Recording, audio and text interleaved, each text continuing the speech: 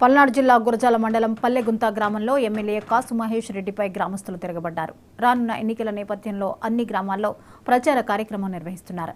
అందులో భాగంగానే గురజాల మండలం పల్లెగుంత గ్రామంలో ప్రచారానికి వెళ్లిన ఎమ్మెల్యే కాసు మహేష్ రెడ్డిపై గ్రామస్తులు తిరగబడ్డారు.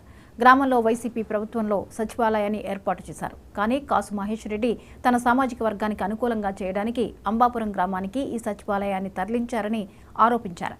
ఆ విషయాన్ని పల్లెగుంత గ్రామస్తులు అడగగా కాసు మహేష్ రెడ్డి దుర్భాషలాడుతూ ఎదురుదాడికి దిగారని సమాచారం. దీంతో గ్రామస్తులు ఎదురుదాడి చేసినట్లు తెలుస్తోంది.